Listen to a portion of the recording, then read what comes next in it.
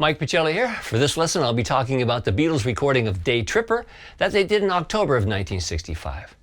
Now, the guitar riff in Day Tripper is probably the most loved by Beatles fans. It was written by John Lennon and said to be inspired by Bobby Parker's song, Watch Your Step, which had also been his model for I Feel Fine. And the actual song was written mostly by John Lennon with help from Paul in September of 1965. Day Tripper was written to order because the Beatles needed a new 45 at the end of 1965. And it ended up as a double A-sided 45 alongside of We Can Work It Out. About the song, John has said, "It wasn't a serious message song. It was a drug song. In a way, it was a day tripper. I just like the word. I've always needed a drug to survive. The other Beatles too, but I always had more. I always took more pills and more of everything, 'cause I'm more crazy." Day trippers are people who go on day trips, right? Usually on a ferry boat or something, but the song was kind of, you're a weekend hippie. Get it? And Paul McCartney is on record saying, Day Tripper was to do with tripping. Acid was coming in on the scene, and often we do these songs about the girl who thought she was it. So She's a Big Teaser was She's a Prick Teaser. But this was just a tongue-in-cheek song about someone who was a day tripper, a Sunday painter, Sunday driver, somebody who was committed only in part to the idea, whereas we saw ourselves as full-time trippers, fully committed drivers. She was just a day tripper. October 16, 1965, the Beatles are at EMI Studio 2 in the midst of what would become the Rubber Soul album, and when they get around to Day Tripper on that day, they do 3 takes. Take 3 is the best, with the usual lineup: John and George on guitar, Paul on bass, and Ringo on drums. And then they did overdubs. And the overdubs were John and Paul doing their lead vocals and double tracking their lead vocals at times. John, Paul, and George did some background vocals. George overdubbed his solo, and he double tracked the main guitar riff, and John played tambourine. Fun facts to know and tell. On the third verse, when the chord changes to A, it sounds like George flubs the first note of the guitar riff. But in actuality, it more sounds like a taping error, like maybe on an overdub or the machine screwed up for a moment. But on that also third verse, when they sing Sunday Driver, on one of the tracks you could hear John singing One Day Driver, maybe being confused with the one-way ticket. Anyhow, the song was mixed on October 25th. They did some promotional films for it. On November 1st, they mimed it at Granada TV Centre in Manchester. And on November 23rd, they did 3 versions of Day Tripper at Twickenham Film Studios. Day Tripper was part of the Beatles' live repertoire from 1965 until they quit touring. And on December 3rd, 65, it was released in the UK on that 45 along with We Can Work It Out. And June 20th, 1966, Capitol released it on an album called Yesterday and Today. So that's the backstory. Let's get started.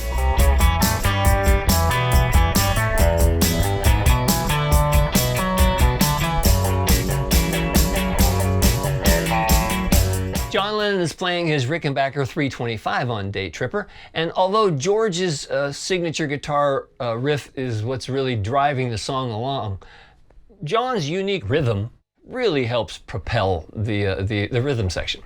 So, and it's very unique in that the use of the chords. So basically it's just E to E7 and then A for most part of the intro and the verse. But it's unique the way he plays his E and his E7. It's like he plays a power E chord, which would be root, third, and an octave. And then he picks up his pinky to get the 7th. So that's basically the sound. However, he's bending his finger up so that the 2nd and 1st string ring out. So you hear it. Right? And in a very unique way. So to play the song, you'll need, again, an E chord. You'll need that E7. And you'll need, for the first verse, a first position A. And an A7. You're going to need an F sharp 7th. You'll need an A7 up here also. A G sharp 7th. A C sharp 7th. And a B7. So when John comes in on the fourth measure of the intro riff, he uses an up stroke on that E chord on the end of 4. So it's 2, 3, 4.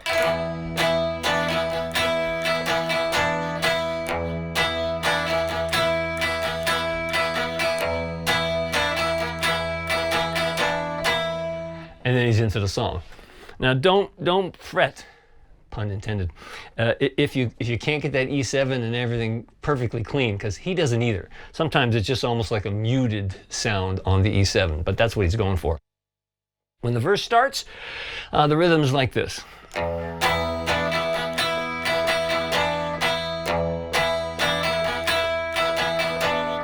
Then he switches to A7, which is, and first he plays a straight A and then some open strings to the A7. Very slowly, that first A measure is.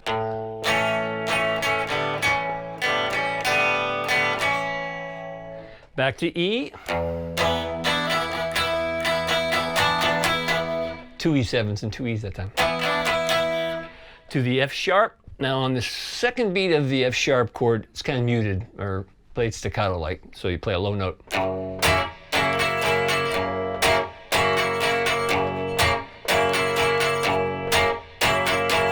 Very Lennon-ish. Up to A7, G sharp 7th, and then the first time he slides all the way up to here.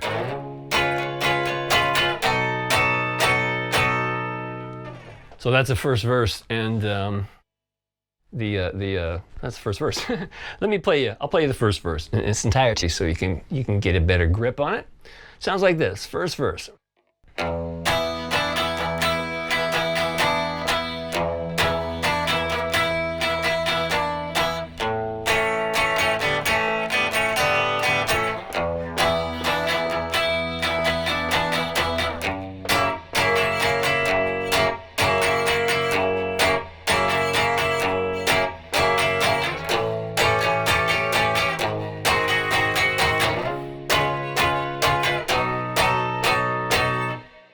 And then George plays the signature riff again, and John comes in on the third measure, again with an upstroke on that E chord.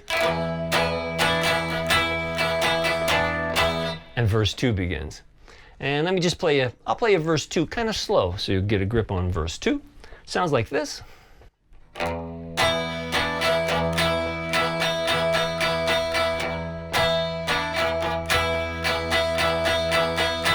Now he goes to an A7 up here and plays like this.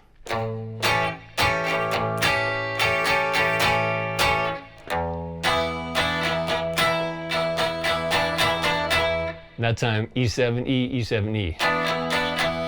To the F sharp. A little different rhythm on the F sharp 7th. He plays like this. He goes.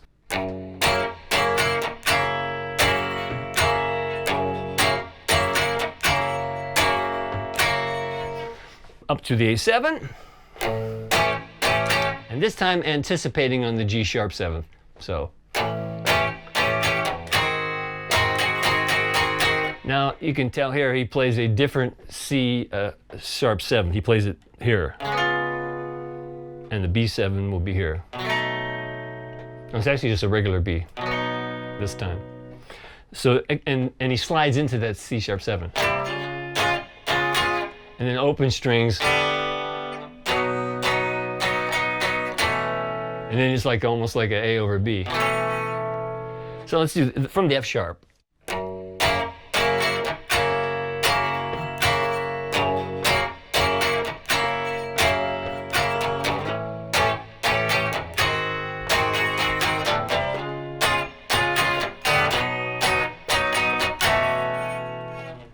Okay.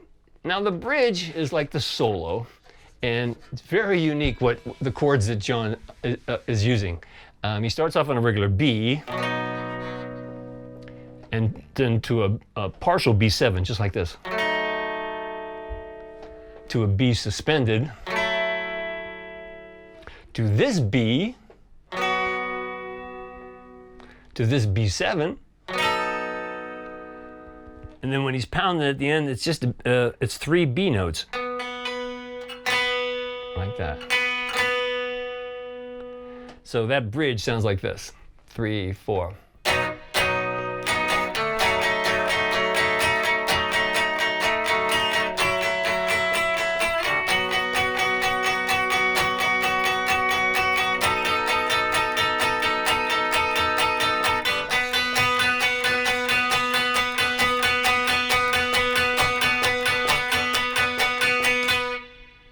And then, of course, comes in the big riff by George again. John starts on the third measure playing.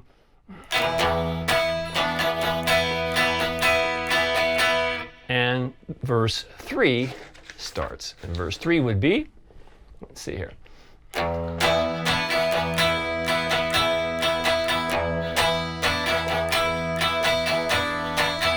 Now he's back to first position A, and he goes. See on that A? Slowly.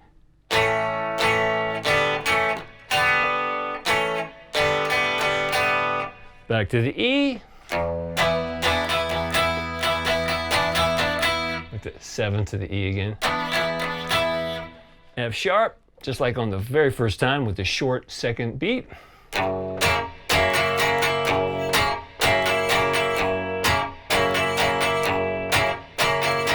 Slide up to the A7.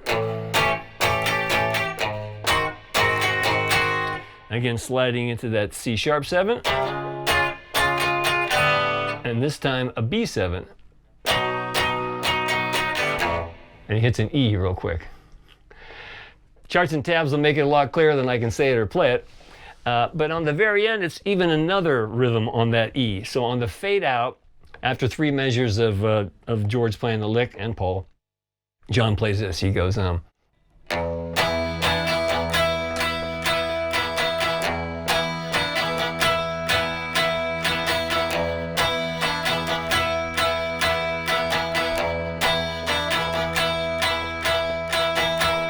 all the way out.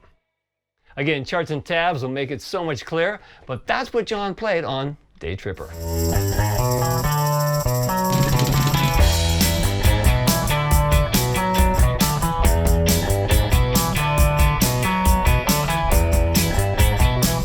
George Harrison is playing his Sonic Blue Fender Stratocaster on Day Tripper, and it's that iconic riff that we all know and love. It's very simple. It's an E, G, G sharp, B, E, D, B, F sharp, B, D, E. And it's all picked downstrokes, no hammer-ons. Every note is picked all down.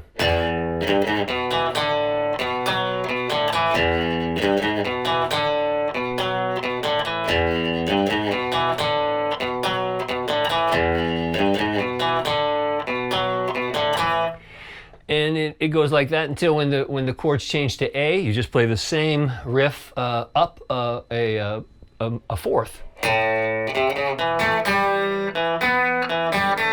Back to down to E. And then here's where he has some changes. On the F sharp, the first time he plays like this. I'll do this very slow. He goes.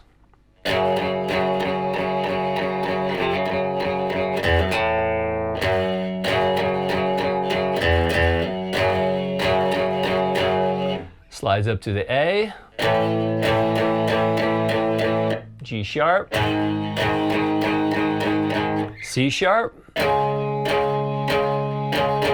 B. So again, a little bit more up to speed on that first F sharp part. 3, 4.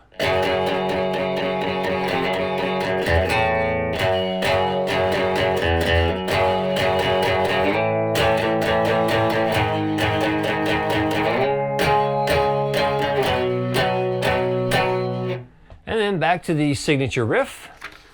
2 times, and for the verse, again, 4 times, or is it 2 times? 2 times with it to the A, to the E, you know.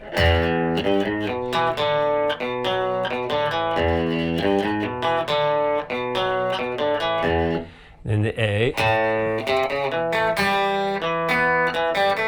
E, And on the F sharp the second time, he holds it for a whole note for the first measure. So it's, I'll just do that slow for you. He holds it for a first measure. He goes.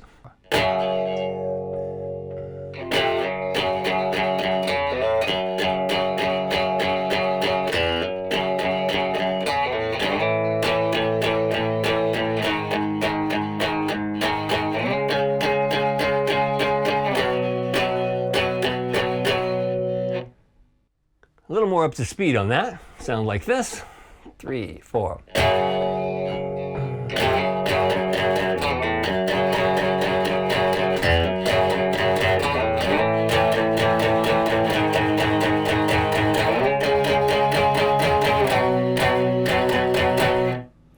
And then, which is really the bridge, but where he also overdubbed the solo, he plays just basically an E scale. But he starts on the fifth, which is B, and he plays on beat 2, and to some degree it sounds like it's a volume control pedal, but I can simulate it by just using heavy compression, letting the compressor do its work to simulate the sound. Any road, the bridge is like this. So he plays on beat 2. He plays 1, 2, 3, 4, 1, 1, 2, 3,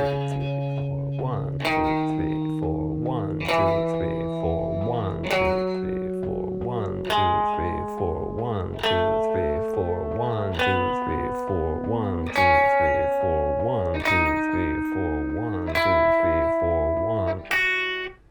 And then back down to the riff again.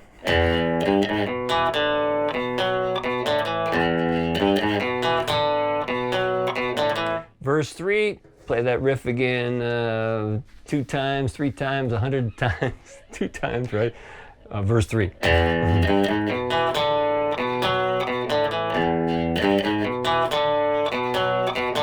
And then right here on this, where the chords change to A, you don't hear his first A, so you hear 1.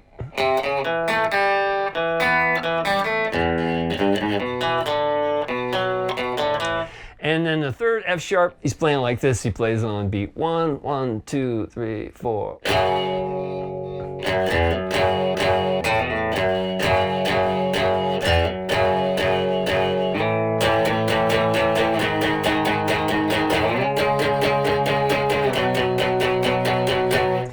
And the signature riff on E all the way out.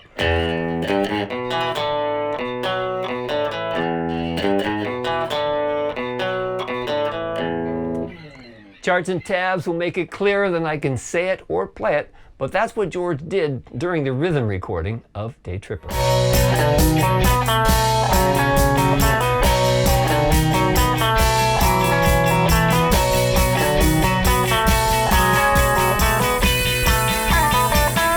To my ear, the solo was recorded in 2 separate overdubs. The first 6 measures are just basically the riff played in the key of B. So you play a root fifth of a B, then hammer on. And I like to get that last A to B with my first finger to my fourth finger, so I can easily place my fingers down to get the power chord B. So very slowly.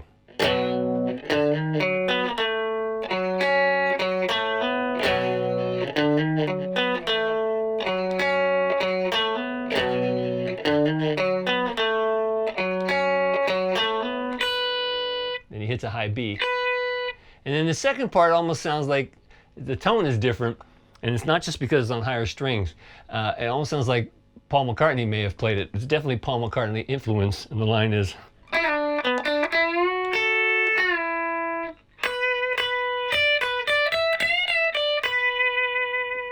So the whole solo very slowly is.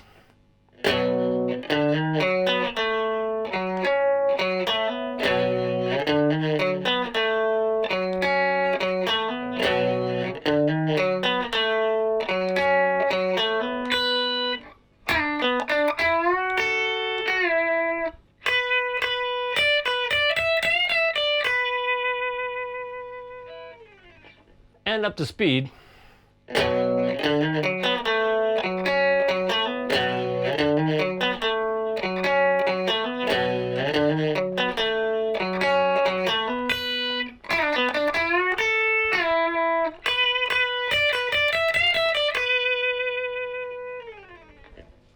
Charts and tabs at MikePachelli.com will make it clearer than I could say it or play it.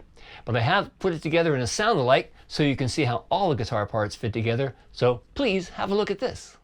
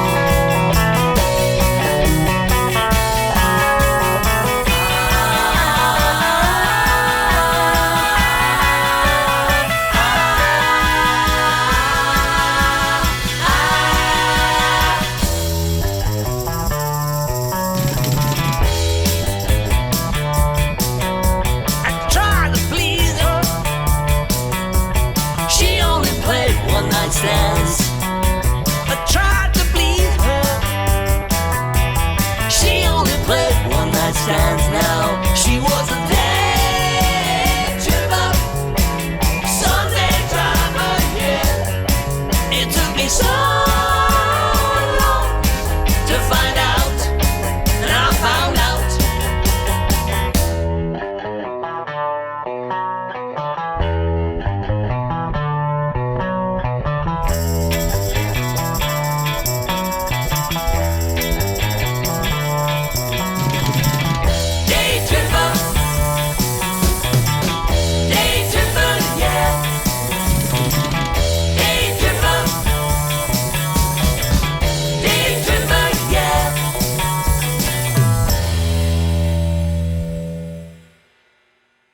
Well, there you have it. And as you can see, John and George's parts fit together so well and propel the song along nicely. I suggest you download the charts and tabs at MikePachelli.com, learn all the parts, play along with my sound like, and you'll get it just like the Beatles. And I really appreciate your consideration in supporting my work that way. So have fun playing this great old song, and until next time, I'm Mike Pachelli. Thanks for hanging out with me.